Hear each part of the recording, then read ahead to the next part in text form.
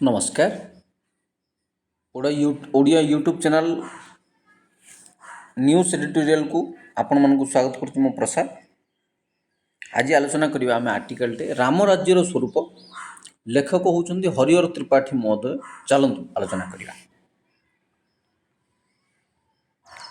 ଶ୍ରୀରାମ ନବମୀରେ ମର୍ଯ୍ୟାଦା ପୁରୁଷୋତ୍ତମ ରଘୁକୁଳ ତିଳକ ଦଶରଥ ନନ୍ଦନ ଶ୍ରୀରାମଚନ୍ଦ୍ରଙ୍କ ଧରାବତରଣ ଦିବସ ପାଳିତ ହେଉଛି। କୁହାଯାଏ ଶ୍ରୀରାମଚନ୍ଦ୍ର କୁଆଡ଼େ ଜନ୍ମଗ୍ରହଣ କରି ନଥିଲେ, ଭଗବାନ ବିଷ୍ଣୁ ସିଧାସଳଖ ଅବତରିଥିଲେ। ଚତୁର୍ଭୁଜ ଶକ୍ର ଶଙ୍ଖ ଚକ୍ରଧାରୀ ନାରାୟଣଙ୍କୁ ଦେଖି ମାତା କୌଶଲ୍ୟା ଯେତେବେଳେ ଭକ୍ତିରେ ବିଭୋଳ ହୋଇଗଲେ, ସେତେବେଳେ ମାତାଙ୍କ ଅନୁରୋଧରେ ଭଗବାନ ଶିଶୁ ରୂପ ଧାରଣ କରିଥିଲେ। ସେଇଥିଲାଗି ଶ୍ରୀରାମଙ୍କ ଭଳି ରାଜା ଆଉ ଏ ଧରାପୃଷ୍ଠରେ ଜନ୍ମଗ୍ରହଣ କରିନାହାନ୍ତି। ଶ୍ରୀରାମଙ୍କ ରାଜତ୍ୱ ସମୟକୁ ରାମ ରାଜ୍ୟ କୁହାଯାଏ। ଏ ଦେଶରେ ଶ୍ରୀରାମଙ୍କ ସମୟରୁ ଆଜି ପର୍ଯ୍ୟନ୍ତ ବିଭିନ୍ନ ସମୟରେ ସେ ଶାସନ ଗାଦିରେ ଥିବା ଶାସକ ପ୍ରଜାମାନଙ୍କୁ ରାମ ରାଜ୍ୟର ପ୍ରତିଶ୍ରୁତି ଦେଇ ଆସୁଛନ୍ତି। ମାତ୍ର ଏ ଯାବତ୍ ରାମ ରାଜ୍ୟ ପ୍ରତିଷ୍ଠା ହୋଇପାରିଲା ନାହିଁ। କାହିଁକି ହୋଇପାରିଲା ନାହିଁ? ଗାନ୍ଧିଜୀ ବି ସେଇ କଥା କହିଥିଲେ। ଗାନ୍ଧିଜୀ ଜଣେ ବିଲାତ ପଢ଼ୁଆ ଓକିଲ। ସେ ଯେତେବେଳେ ପ୍ରଥମେ ବ୍ରିଟିଶମାନଙ୍କ ବିରୁଦ୍ଧରେ ସ୍ୱାଧୀନତା ଆନ୍ଦୋଳନର ନିୟମ ପୋତିଲେ ବା ପୁନାଦ ପକାଇଲେ, ସେତେବେଳେ ସେ ବିଭିନ୍ନ ରାଜ୍ୟମାନଙ୍କୁ ବୁଲିକିରି ଲୋକଙ୍କର ଭାରତ ସାରା ବୁଲିକିରି ସେ ନିଜ ଲୋକଙ୍କର ବିଭିନ୍ନ ପ୍ରକାର ସମସ୍ୟା, ଲୋକଙ୍କର ମତାମତ ଏସବୁ ଜିନିଷକୁ ତନ୍ନ କରି ପରୀକ୍ଷା କରି ଅବଜର୍ଭେସନ୍ କରିକିରି ଲାଷ୍ଟକୁ ସେ ଗୋଟେ କଥା କହିଲେ ଯେ ରାମ ରାଜ୍ୟର କଥା କହିଲେ। ସେ କାହା କଥା କହିଲେ ନା ରାମ ରାଜ୍ୟର କଥା। ସେ ଜଣେ ବିଲାତ ପଢ଼ୁଆ ଓକିଲ। ସାରା ଭାରତବର୍ଷ ବୁଲିକିରି ସେ ଗୋଟାଏ କଥା ଅବଜର୍ଭ କଲେ ଯେ ଭାରତବାସୀ ଚାହୁଁଛନ୍ତି ରାମ ରାଜ୍ୟ। କ'ଣ ସେ ରାମ ରାଜ୍ୟ? ନା ଏଠି ଚାଲିବ ଲୋକଙ୍କର ପ୍ରଜା ନିରଞ୍ଜନ ରାଜାଙ୍କର ଶାସନ ଦରକାର। ରାମ ରାଜ୍ୟର ଶାସନ ଦରକାର। ରାମ ରାଜ୍ୟରେ ଭୋକ ଥାଉ କି ନଥାଉ, ଅଭାବ ଥାଉ କି ନଥାଉ, କିନ୍ତୁ ଶାନ୍ତି ଥିବ। ସେ ରାଜ୍ୟରେ କ'ଣ ଥିବ? ଶାନ୍ତି ଥିବ। ରାମ ରାଜ୍ୟରେ ଶାନ୍ତି ଥାଏ। ସେଠି ଅନ୍ୟାୟ ଅନୀତି ହୁଏନି, ଦୁରାଚାର ହୁଏନି, ଦୁର୍ନୀତି ହୁଏନି, ଶାନ୍ତି ଥାଏ। ତେଣୁ ଲୋକ ରାମ ରାଜ୍ୟରେ ଯେଉଁ ସ୍ୱପ୍ନ ଦେଖୁଛନ୍ତି, ଏ କଥା ଗାନ୍ଧିଜୀ ଲୋକଙ୍କ ସହିତ ନିଜେ ମଧ୍ୟ ଅଙ୍ଗେ ଅଙ୍ଗେ ବୁଝିଗଲେ ଯେ ନାଇଁ, ଲୋକ ଚାହୁଁଛନ୍ତି ରାମ ରାଜ୍ୟର କଥା।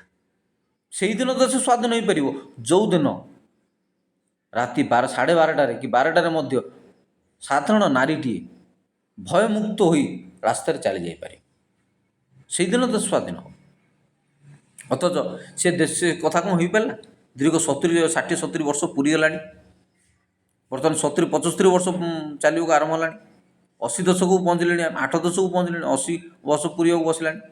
ସେ କଥା କ'ଣ ସମ୍ଭବ ହୋଇପାରିଲା ଭାରତରେ ଯେ ରାମ ରାଜ୍ୟର କଥା ହୋଇପାରିବ? ଶ୍ରୀରାମଙ୍କ ପିତା ଓ ମାତା ତାଙ୍କର ପୂର୍ବ ଜନ୍ମରେ କଠୋର ତପସ୍ୟା କରି ନାରାୟଣଙ୍କୁ ସନ୍ତୁଷ୍ଟ କରିଥିଲେ। ଯେତେବେଳେ ଭଗବାନ ତାଙ୍କୁ ବର ପ୍ରଦାନ କରିବାକୁ ଇଚ୍ଛା କଲେ, ସେତେବେଳେ ସେମାନେ ଭଗବାନ ବିଷ୍ଣୁଙ୍କ ଭଳି ମର୍ଯ୍ୟାଦା ସମ୍ପନ୍ନ ପୁତ୍ରଟିଏ ଚାହିଁଥିଲେ। ମାତ୍ର ଭଗବାନଙ୍କ ଭଳି ଆଉ ଜଣେ ବ୍ୟକ୍ତି ସୃଷ୍ଟି ହେବା ସମ୍ଭବ ନଥିବାରୁ ସ୍ୱୟଂ ଭଗବାନଙ୍କୁ ହିଁ ଆସିବାକୁ ପଡ଼ିଥିଲା। ଏକଥା ମଧ୍ୟ କୁହାଯାଏ ବିଶ୍ୱରେ ମର୍ଯ୍ୟାଦାର ଚରମ ନିଦର୍ଶନ ପ୍ରତିଷ୍ଠା କରିବା ନିମନ୍ତେ ଭଗବାନଙ୍କୁ ସ୍ୱୟଂ ଅବତାର ଗ୍ରହଣ କରିବାକୁ ପଡ଼ିଥିଲା। ଶ୍ରୀରାମ ବଣକୁ ଯିବା ପଛରେ ରାକ୍ଷସମାନଙ୍କୁ ବଧ କରିବା କାରଣ ନଥିଲା, କାରଣ ସେ ଚାହିଁଥିଲେ ଅଯୋଧ୍ୟାରେ ଥାଇ ମଧ୍ୟ ରାବଣ ଆଦି ରାକ୍ଷସମାନଙ୍କୁ ଅତି ସହଜରେ ବଧ କରିପାରିଥାନ୍ତେ। ମାତ୍ର ତାହା ସେ କରିନଥିଲେ। ସେ ବଣକୁ ଯାଇଥିଲେ। ବଣକୁ ଯିବା ଶ୍ରୀରାମଙ୍କ ଇଚ୍ଛା ଥିଲା। କୈକେୟୀ ତ କେବଳ ମାତ୍ର ନିମିତ୍ତ ଥିଲେ। ଶ୍ରୀରାମଙ୍କ ଇଚ୍ଛା ପୂର୍ତ୍ତି ନିମନ୍ତେ ତାଙ୍କୁ ସବୁଠାରୁ ଭଲ ପାଉଥିବା ମାତା କୈକେୟୀ ଅପବାଦ ବରଣ କରି ତାଙ୍କୁ 14 ବର୍ଷ ବଣକୁ ପଠାଇଥିଲେ। ସଂସାର ବିମାତା ଭାବେ କୈକେୟୀଙ୍କୁ ନିନ୍ଦା କରି ଆସୁଥିଲେ ବି କୈକେୟୀ ରାମ ରାଜ୍ୟର ମୂଳଦୁଆ ପକାଇଥିଲେ। ଦୁଃଖ ସୁଖ ଅଛି ବୋଲି ତ ଦୁଃଖର ମର୍ଯ୍ୟାଦା ବୁଝି ହେଉଛି, ଦୁଃଖର ଗୁରୁତ୍ୱ ବୁଝି ହେଉଛି। ଦୁଃଖ ଅଛି ବୋଲି ତ ସୁଖ ଭଲ ଲାଗୁଛି। ରାତି ଅଛି ବୋଲି ତ ଦିନ ଭଲ ଲାଗୁଛି। ଲୋକ ଦିନ ଖୋଜୁଛନ୍ତି। ପାପ ଅଛି ତ ବୋଲି ଲୋକ ପୁଣ୍ୟ କରିବାକୁ ଚାହୁଁଛନ୍ତି। ତେଣୁ ମନ୍ଦ ଅଛି ବୋଲି ଲୋକ ଭଲଟା କ'ଣ ବାଛୁଛନ୍ତି। ଯଦି ମନ୍ଦ ନଥାନ୍ତା, ଦୁଃଖ ନଥାନ୍ତା, ପାପ ନଥାନ୍ତା, ତାହେଲେ ଲୋକ ପୁଣ୍ୟ ନୀତି ନିୟମ ଏସବୁ ଜିନିଷ କାହିଁ ଝୁରିଥାନ୍ତେ, କାହିଁ ବୁଝିଥାନ୍ତେ? ତେଣୁ ରାମ ରାଜ୍ୟର ସ୍ୱପ୍ନ ସେଥିପାଇଁ ଲୋକେ ଦେଖିଲେ। ଆଉ ଗାନ୍ଧିଜୀ ସେଇ କଥା କହିଲେ, ରାମ ରାଜ୍ୟର କଥା। ସେ ଜଣେ ଗାଉଁଲି ଲୋକ ନଥିଲେ ଯେ ରାମ ରାଜ୍ୟର କଥା କହିଥିଲେ। ସେ ଜଣେ ବିଲାତ ପଢ଼ୁଆ ଓକିଲ।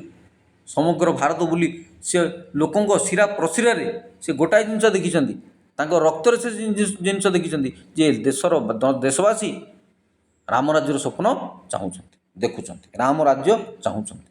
ଶ୍ରୀରାମ ଜାଣିଥିଲେ ସେ ଅଯୋଧ୍ୟାରେ ରହିଲେ ବିଶ୍ୱ ସମ୍ମୁଖରେ ମର୍ଯ୍ୟାଦାର ଉଦାହରଣ ପ୍ରତିଷ୍ଠା କରିପାରିବେ ନାହିଁ। ଯଦି ଶ୍ରୀରାମ ବନବାସ ଯାଇନଥାନ୍ତେ ସେ ରାମ ହୋଇନଥାନ୍ତେ, ତାଙ୍କୁ ଆଜି ପୂଜା କରାଯାଇନଥାନ୍ତା। କିଛି ତ୍ୟାଗ କଲେ ବୋଲି, କିଛି ଦୁଃଖ ସହିଲେ ବୋଲି, ସେ ମଣିଷ ହୁଅନ୍ତୁ ଭଗବାନ ହୁଅନ୍ତୁ, ଯେକୌଣସି ଲୋକ ଯଦି କଷ୍ଟ ସହିଛନ୍ତି, ଦୁଃଖ ସହିଛନ୍ତି, ତ୍ୟାଗ କରିଛନ୍ତି, ତେବେ ଯାଇ ସେ ଭଗବାନର ଆସନକୁ ଉନ୍ନୀତ ହୋଇପାରିଛନ୍ତି।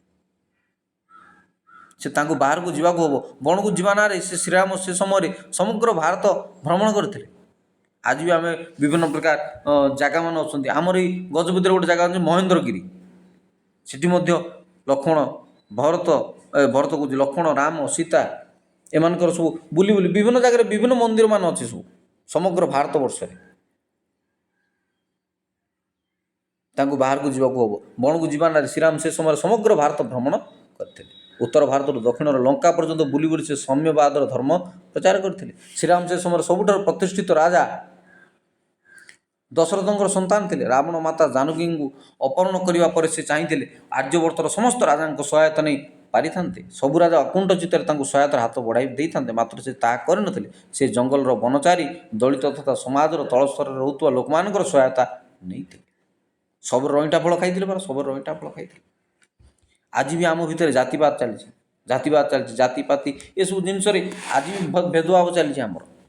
କିନ୍ତୁ ରାମ ପୁରୁଷୋତ୍ତମ, ମର୍ଯ୍ୟାଦା ପୁରୁଷୋତ୍ତମ, ସେ ଗୋଟେ ସବୁର ରଇଁଠା ଫଳ ଖାଇଲେ, ଜଙ୍ଗଲରେ ରହିଲେ, ଜଙ୍ଗଲର ବନଚାରୀ ଦଳିତ ସମାଜର ଲୋକମାନଙ୍କ ସହିତ ସମ୍ପର୍କ ରଖିଲେ। ସେସବୁ ଜିନିଷ କ'ଣ ଆଜି ଅଛି? ଆଜି ଆମେ ବ୍ରାହ୍ମଣ, କରଣ, ଶୂଦ୍ର, ବୈଶ୍ୟ, ଗୌଡ଼, ପାଣ, ହାଡ଼ି, ଡମ୍ବ ଏସବୁ ଜିନିଷକୁ ନେଇକି ବେଶୀ ତର୍କ ଚାଲିଛି, ବେଶୀ ଆଲୋଚନା ଚାଲିଛି। ଆମକୁ ରିଜର୍ଭେସନ୍ ଦରକାର, କୋଟା ଦରକାର। ଜାତିବାଦ ବିରୁଦ୍ଧରେ ଆମେ ସ୍ୱର ଉତ୍ତୋଳନ କରିପାରୁନାହାନ୍ତି, କେବଳ ଜାତିବାଦ ସଂରକ୍ଷଣ ନାଁରେ ଆମେ ପାଟି କରୁଛନ୍ତି। ସଂରକ୍ଷଣ ଦରକାର ଆମକୁ, ଜାତିବାଦ ଚାଲିଛି ଆମର ବେଶୀ। ସେମାନଙ୍କର ସହାୟତା ମାଗିବା ଆଳରେ ସେ ସେମାନଙ୍କୁ ଶିକ୍ଷିତ କରାଇଥିଲେ, ସେମାନଙ୍କୁ ଯୁଦ୍ଧ ବିଦ୍ୟାରେ ନିପୁଣ କରିଥିଲେ। ରାବଣ ଭଳି ମହାପ୍ରତାପୀ ସମ୍ରାଟ ସହ ଲଢ଼ିବା ଲାଗି ସେମାନଙ୍କ ମନୋବଳ ଦୃଢ଼ କରିଥିଲେ। କହିବାକୁ ଗଲେ ସମଗ୍ର ଆର୍ଯ୍ୟବର୍ତ୍ତରେ ରହୁଥିବା ଅବହେଳିତ ଲୋକଙ୍କ କଲ୍ୟାଣ ଲାଗି ସେ ନିଜର ବନବାସ ସମୟ ବିତାଇଥିଲେ। ଜଣେ ରାଜା କେବଳ ରାଜଧାନୀରେ ବସି ଯଦି ଲୋକଙ୍କ କଲ୍ୟାଣ କଥା ଚିନ୍ତା କରେ, ତେବେ ସେଥିରେ ସେ କଦାପି ସଫଳ ହୋଇପାରିବ ନାହିଁ। ରାଜାକୁ ସେଥିଲାଗି ରାଜ୍ୟର କୋଣ ଅନୁକୋଣ ବୁଲିବାକୁ ପଡ଼ିବ, ଲୋକଙ୍କ ସାଥେ ମିଶିବାକୁ ହେବ, ସେମାନଙ୍କୁ ସୁଖ ଦୁଃଖରେ ନିଜର ଦୁଃଖ ସୁଖକୁ ସାମିଲ କରିବାକୁ ହେବ। ଏହା ହିଁ ଭଗବାନ ଶ୍ରୀରାମ କରିଥିଲେ। ଏହା ହିଁ ଥିଲା ରାମ ରାଜ୍ୟର ମୂଳ ତତ୍ତ୍ୱ। ତାହେଲେ ରାମ ରାଜ୍ୟର ମୂଳ ତତ୍ତ୍ୱ କ'ଣ? ଖାଲି ରାଜା ଉଆସରେ ବସି ରାଜ ଉଆସରେ ବସି ଶାସନ କରି ସେ କ'ଣ ସମ୍ଭବ ହୋଇପାରିବ? ସେ ଲୋକଙ୍କ ସୁଖ ଦୁଃଖ ସାମିଲ ହେବାକୁ ପଡ଼ିବ, ଦୁଃଖ ସୁଖ ବୁଝିବାକୁ ପଡ଼ିବ, ତେବେ ସିନା ସେ ପ୍ରଜାନୁରଞ୍ଜନ ରାଜା ହେଇପାରିବେ, ତେବେ ସିନା ସେ ପ୍ରକୃତ ରାଜା ବୁଲେଇବେ। ରାମ ରାଜ୍ୟର ମୂଳ ତତ୍ତ୍ୱ ହେଉଛି ରାଜା ହେଇପାରିବେନି, ରାଜା ହେବେ ନାହିଁ, ବରଂ ପ୍ରଜାମାନଙ୍କ ରାଜା ହେବେ, ପ୍ରଜାମାନଙ୍କ ସୁଖ ଦୁଃଖରେ ସାମିଲ ହେବେ, ପ୍ରଜାଙ୍କ ସହିତ ସେ ଏକ ହୋଇଯିବେ। ରାଜାକୁ ସେଥିଲାଗି ରାଜ୍ୟର କୋଣ ଅନୁକୋଣ ବୁଲିବାକୁ ପଡ଼ିବ, ଲୋକଙ୍କ ସାଥେ ମିଶିବାକୁ ହେବ। ହେଲେ ଆଜିକାର ନେତାମାନେ, ଆଜିକାର ରାଜନୀତିମାନେ, ଆଜିକାର ବଡ଼ ବଡ଼ିଆମାନେ କ'ଣ ହେଉଛନ୍ତି? ଲୋକଙ୍କ ସହିତ ଗେପ୍ ରହିଯାଉଛି। ସମୟ ପଡ଼ିଲା, ସେ କଥାରେ କୁହନ୍ତିନି, ସମୟ ଆସିଲେ ଲୋକ ଗଧ ପାଦ ଧରିବେ, ନହେଲେ ଗୋଇଠା ମାରିବେ। ଏଇ ଚାଲିଛି ଆମର ରାଜନୀତି। ରାଜାଙ୍କୁ ସେଥିଲାଗି ରାଜ୍ୟର କୋଣ ଅନୁକୋଣ ବୁଲିବାକୁ ପଡ଼ିବ, ଲୋକଙ୍କ ସାଥେ ମିଶିବାକୁ ହେବ। ସେ ଜିନିଷ ଆଉ ନାହିଁ। ନିର୍ବାଚନ ଆସିଛି ତ ଲୋକ ଘର ଘର ବୁଲ, ମାଉସୀ ମଉସା, ଭାଇ ଭଉଣୀ, କକା କକେଇ ଭୋଟ ଖଣ୍ଡେ ଦେବ। ସେ କହନ୍ତିନି ମଉସା ମାଉସୀ ରହିଲା ରାଣ, କେଟିଲି ଚୁନାକୁ ଭୁଲିବ ନାହିଁ। ଏସବୁ ଜିନିଷ ତ ଚାଲିଛି। ଆଉ ହାତ ଚୁନାକୁ ଭୁଲିବ ନାହିଁ, ଫୁଲ ଚୁନାକୁ ଭୁଲିବ ନାହିଁ, ଏଇଟା ହିଁ ଚାଲିଛି। ରାଜାକୁ ସେଥିଲାଗି ରାଜ୍ୟର କୋଣ ଅନୁକୋଣ ବୁଲିବାକୁ ପଡ଼ିବ। କାମ ପଡ଼ିଲା ବେଳକୁ ସବୁ ଲୋକ ଆସନ୍ତି, ମନେ ପଡ଼ନ୍ତି। 5 ବର୍ଷକୁ 10 ମାସ ରାଜଧାନୀରେ କଟେ, ଲୋକଙ୍କୁ ସୁଖ ସୁବିଧା ବୁଝିବାକୁ ସମୟ ନାହିଁ ନେତାମାନଙ୍କ ପାଖରେ। ସେମାନଙ୍କୁ ସୁଖ ଦୁଃଖର ନିଜର ଦୁଃଖ ସୁଖ ସାମିଲ କରିବାକୁ ପଡ଼ିବ। ଆଜି ରାମ ରାଜ୍ୟ ପ୍ରତିଷ୍ଠା କରିବା କଥା କହୁଥିବା ନେତାମାନେ ଏ ମୂଳ ତତ୍ତ୍ୱକୁ ଭୁଲି ଯାଇଛନ୍ତି। ଭୁଲିବେନି ତ କ'ଣ? ଗଣତନ୍ତ୍ର ଭୋଟ ପାଇବା ପରେ ନେତାମାନଙ୍କୁ ଦର୍ଶନ ମିଳୁନି। ଦର୍ଶନ ମିଳିବ କେଉଁଠି? ଆଉ ଦର୍ଶନ ଦିଅ ଭଗବାନ ପରା, ଦର୍ଶନ ଦିଅ ଭଗବାନ। ଏ ଦର୍ଶନ କେଉଁଠି ମିଳୁଛି ଭଗବାନଙ୍କର? ଭକ୍ତଙ୍କ ପାଖରେ ସେତିକି ଭକ୍ତି ଥିଲେ ତ ଦର୍ଶନ ମିଳିବ ନେତାଙ୍କର। ରାଜଧାନୀରେ ଚାକଚାକ୍ୟ ଭରା ଜୀବନ ବିତାଉଥିବା ଜନପ୍ରତିନିଧିମାନେ ସେମାନେ ଜନତାଙ୍କୁ ଭେଟିବାକୁ ଆବଶ୍ୟକ ମନେ କରୁନାହାନ୍ତି। କାହିଁକି ଆବଶ୍ୟକ ମନେ କରିବେ? ନିର୍ବାଚନ ଆସିଲା ତ ଭୋଟ ଖଣ୍ଡେ ପାଇଁ ଆସିବ, ଟଙ୍କା 500 1000 ଦେଇଦେବ, ବାସ୍ ଭୋଟ ଖଣ୍ଡେ ଧରିକି ଚାଲିବ। ଭୋଟ ଖଣ୍ଡେ ପାଇଁ ଏସବୁ ପ୍ରହେଳିକା, ଏସବୁ ପ୍ରହସନ, ଏସବୁ ଡ୍ରାମେବା, ବାଜେନୀତି ବା ରାଜନୀତି କିଛି ନାହିଁ, କେବଳ ବାଜେନୀତି। ଯିଏ ନାଇଁ ନଥିବା କାମ କରିବାରୁ ସେ ତିଷ୍ଠି ପାରିବ ରାଜନୀତିରେ। ରାଜଧାନୀରେ ଚାକଚକ୍ୟ ଜୀବନ ବିତାଉଥିବା ଜନପ୍ରତିନିଧିମାନେ ଜନତାଙ୍କୁ ଭେଟିବାକୁ ଆବଶ୍ୟକ ମନେ କରୁନାହାନ୍ତି, ଯେଉଁଥିପାଇଁ ସ୍ୱାଧୀନତାର 75 ବର୍ଷ ପରେ ବି ଦେଶର ଭାଗ୍ୟ ବଦଳୁନାହିଁ। ଏଇ ଚାଲିଛି ଆମର ରାଜନୀତି, ଏଇ ଚାଲିଛି ଆମ ରାଜନୀତି। ଦୀର୍ଘ 70-75 ବର୍ଷ ପରେ ବି ଦେଶର ଭାଗ୍ୟ ବଦଳୁନାହିଁ। କେମିତି ବଦଳିବ? କେମିତି ବଦଳିବ? ଦେଶର ଜନତା ଚାହୁଁନାହାନ୍ତି ତାଙ୍କ ଭାଗ୍ୟ ବଦଳୁ, ନେତା ଚାହୁଁନାହାନ୍ତି ସେମାନଙ୍କ ଭାଗ୍ୟ ବଦଳୁ। ଏମିତି ଚାଲିଥାଉ ନା, ଏମିତି ଚାଲିଥାଉ, ନାଇଁ ନାଇଁରେ ଚାଲିଥାଉ, ନାଇଁ ନାଇଁରେ ଚାଲି, ଯାହା ହୋଇଛି କି ଯାହା ହେଉଛି ସବୁ ଈଶ୍ୱରଙ୍କ ଦୟାରେ ହେଉଛି, ଜନତାଙ୍କ ଆଗ୍ରହ ଯୋଗୁଁ ନାହିଁ କି ନେତାଙ୍କ ଚେଷ୍ଟା ଯୋଗୁଁ ନାହିଁ। କାହାର କିଛି ଆଗ୍ରହ ନାହିଁ କି ଚେଷ୍ଟା ନାହିଁ। ପ୍ରଶାସନର ଯେଉଁମାନେ ରହିଲେ ସେମାନଙ୍କର ସାଧାରଣ ଜନତାଙ୍କ ଜୀବନ ଧାରଣ ଶୈଳୀ ଉପରେ ଜ୍ଞାନ ନାହିଁ, ଜ୍ଞାନ ନାହିଁ। ଲୋକ କ'ଣ କେମିତି ବଞ୍ଚୁଛନ୍ତି, କେମିତି ସେସବୁ ଜିନିଷ ଉପରେ ପ୍ରଶାସକମାନଙ୍କର କିଛି ଧାରଣା ନାହିଁ, ଧାରଣା। ସେ ଖାଲି ବଡ଼ ବଡ଼ିଆ ଅଫିସର ଗାଡ଼ି ଘୋଡ଼ାରେ ବୁଲିଲେ, ସାଧାରଣ ଖଟିକିଆ ମୂଲିଆ ଲୋକମାନଙ୍କର ଦୁଃଖ ସେମାନେ କାହିଁ ବୁଝିବେ? କୃଷି, କୁଟୀର ଶିଳ୍ପ, ଆଦିବାସୀଙ୍କ କଲ୍ୟାଣ, ଗ୍ରାମର ଉନ୍ନତି ଲାଗି ହେଉଥିବା ଯୋଜନାଗୁଡ଼ିକ ରାଜଧାନୀରେ ଷ୍ଟାର ହୋଟେଲ କିମ୍ବା ସ୍ୱଚ୍ଛମାନଙ୍କ ବାତାନୁକୂଳିତ କକ୍ଷରେ ତିଆରି କରାଯାଉଛି। ଏସି ରୁମ୍ରେ ବସି ଯୋଜନା କଲେ କ'ଣ? ଏହି ଯୋଜନା ପ୍ରସ୍ତୁତ କରୁଥିବା ପ୍ରଶାସକ, ନେତା, ଅମଲାମାନଙ୍କର ପାଦ କେବେ ଗାଁରେ ପଡ଼େ ନା? କାହିଁ ଗାଁକୁ ଆସିବେ? କିଛି କାହିଁ ଗାଁକୁ ଆସିବେ? ସବୁ ତ ହେଇଯାଉଛି ରାଜଧାନୀରେ, ସବୁ ତ ହେଇଯାଉଛି ଅଫିସରେ ବସି, ସବୁ ହେଇଯାଉଛି ହେଡ଼କ୍ୱାର୍ଟରରେ, ସବୁ ହେଇଯାଉଛି ସବ୍ ଡିଭିଜନ, ସବୁ ହେଇଯାଉଛି ଡିଭିଜନ ହେଡ଼ରେ। ସେସବୁ କଥା କାହିଁ ବୁଝିବେ ବଡ଼ ବଡ଼ିଆ ସବୁ? ତେଣୁ ବହିପଢ଼ା ଜ୍ଞାନ ବଳରେ ହେଉଥିବା ଯୋଜନାର ସୁଫଳ ଲୋକେ ପାଇବା ଆଶା କରିବା ବୃଥା ନୁହେଁ କି? କାଗଜ କଲମରେ କରିବା ଆଉ ପ୍ରାକ୍ଟିକାଲି ଫିଲ୍ଡକୁ ଯାଇ କରିବା, ଆକାଶ ପାତାଳ ଫରକ, ଆକାଶ ପାତାଳ ଫରକ। ଆଜି ଆମେ କେବଳ ଯୋଜନା ଉପରେ ଯୋଜନା କରିଚାଲିଛନ୍ତି, ଲୋକଙ୍କ ପ୍ରାକ୍ଟିକାଲି ସେଇଟା କେତେ ଦୂର ଏପ୍ଲାଏ ହେଇପାରୁଛି, ଇମ୍ପ୍ଲିମେଣ୍ଟ ହେଇପାରୁଛି, ସେସବୁ ଜିନିଷ ପ୍ରତି ଆମର ନିଘା ନାହିଁ, ନିଘା ନାହିଁ। ଶ୍ରୀରାମ ସମଗ୍ର ଆର୍ଯ୍ୟବର୍ତ୍ତ ଭ୍ରମଣ କରିଥିଲେ, ଲୋକଙ୍କ ସହ ମିଶିଥିଲେ, ସେମାନଙ୍କ ଅଭାବ ଅସୁବିଧାକୁ ଅଙ୍ଗେ ନିଭାଇଥିଲେ। ସେଇଥିରେ କି ତାଙ୍କର ଶାସନକୁ ରାମରାଜ୍ୟ କୁହାଯାଇଛି, ଯାହାକି ଏଯାବତ ଆଦର୍ଶ ହୋଇ ରହିଛି। ରାମରାଜ୍ୟ, ଗାନ୍ଧିଜୀ ବି କହିଥିଲେ ରାମରାଜ୍ୟର ସ୍ୱପ୍ନର କଥା, କିନ୍ତୁ ରାମରାଜ୍ୟ ହିଁ ରହିଲା, ରାମରାଜ୍ୟ ହୋଇପାରିଲା ନାହିଁ। ଆମଠୁ ବହୁତ କମ୍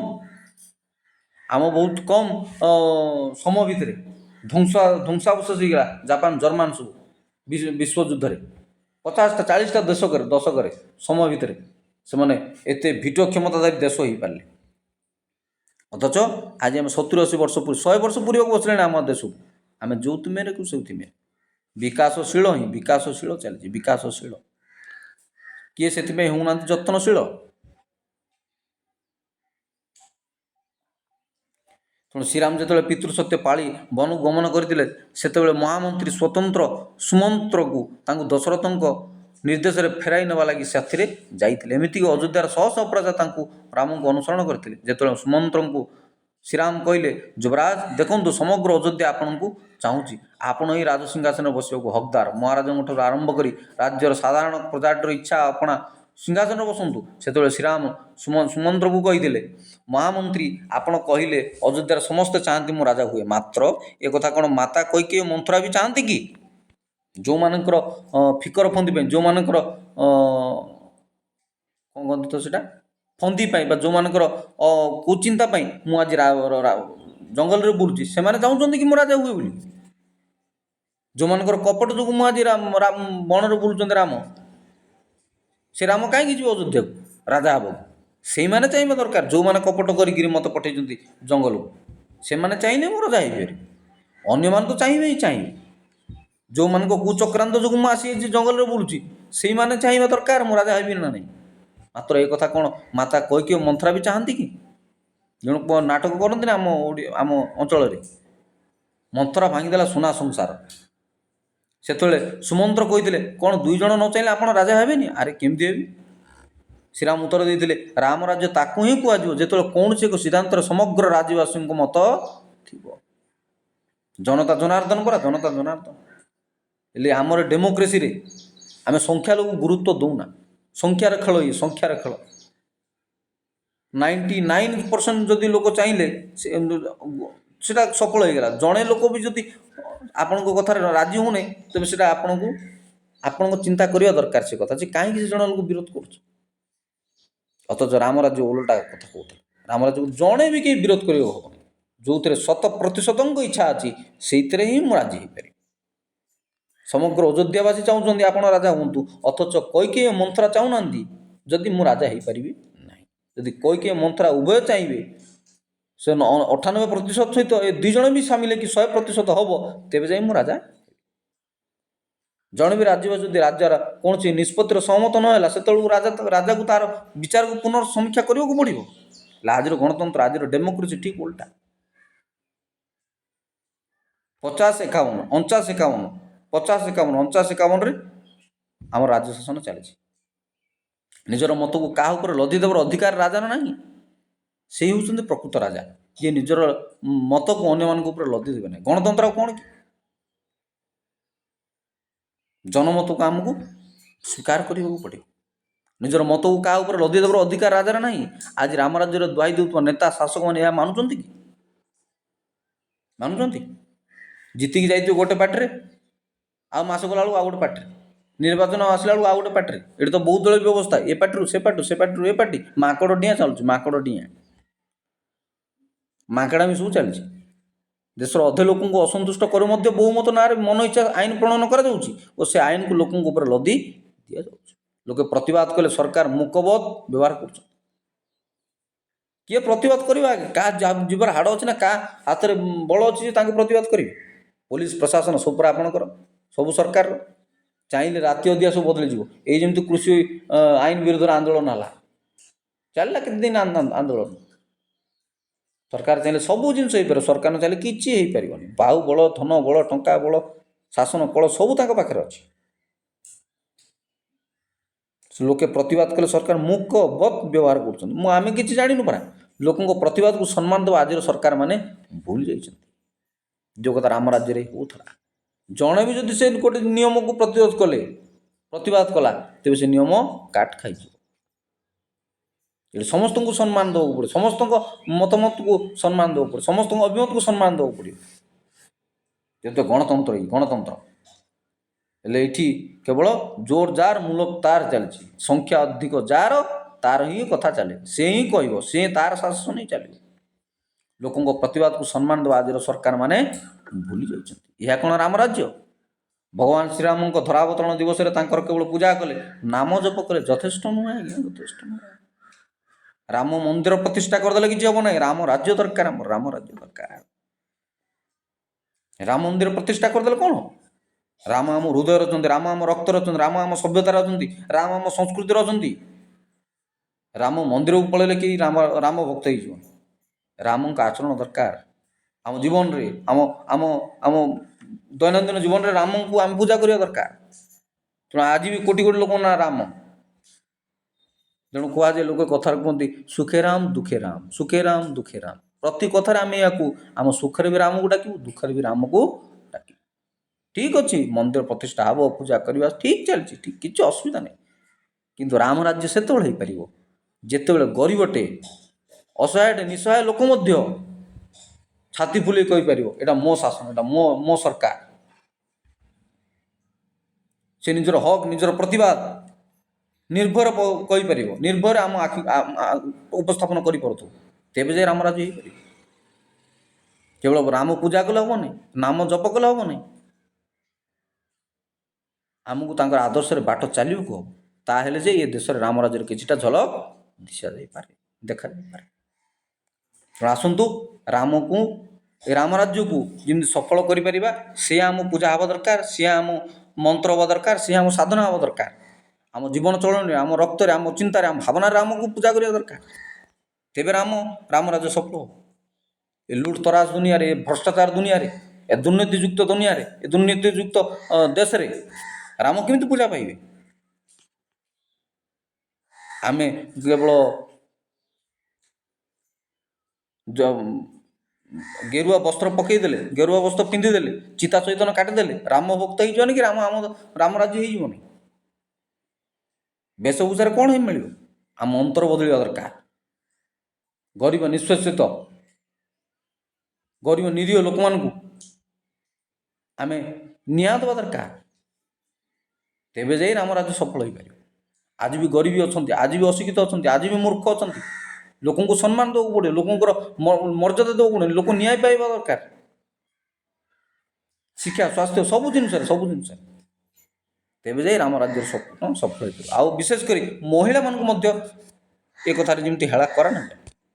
ଆଜି ବି ରେପ୍, ମର୍ଡର, ହତ୍ୟା, ଧର୍ଷଣ, ବଳାତ୍କାର ଏସବୁ ଚାଲିଛି। ସେଠି କେମିତି ରାମ ରାଜ୍ୟର ସ୍ୱପ୍ନ ଦେଖାଯାଇପାରେ? ଅସମ୍ଭବ ଲାଗୁଥାଇପାରେ ଆମକୁ, କିନ୍ତୁ ସମସ୍ତେ ଯଦି ଚାହିଁବା, ଶାସକ ଯଦି ଚାହିଁବ, ଶାସକ ଯଦି ରକ୍ଷକ ଯଦି ଭକ୍ଷକ ହେବ, ତେବେ ଜନତା କାହା ଉପରେ ଭରସା କରିବେ? ରକ୍ଷକ ଯଦି ଭକ୍ଷକ ପାଲଟେ, ସେ କାହା ଉପରେ ଭରସା କରିବେ? ବାଡ଼ ଯଦି କ୍ଷେତ ଖାଇଯିବ, ସେ କ୍ଷେତ କାହା ଉପରେ ଭରସା କରିବ? ତେଣୁ ରକ୍ଷକ ଭକ୍ଷକ ନ ସାଜି ରକ୍ଷକ ଦକ୍ଷକ ସାଜୁ, ରକ୍ଷକ ଦକ୍ଷ ହଉ, ଲୋକଙ୍କୁ ଦକ୍ଷ କରୁ, ରକ୍ଷା କରୁ, ତେବେ ଯାଇ ରାମ ରାଜ୍ୟର ସ୍ୱପ୍ନ ସଫଳ ହେବ। ଏତିକି ସତ ହେଉଛି। ଧନ୍ୟବାଦ।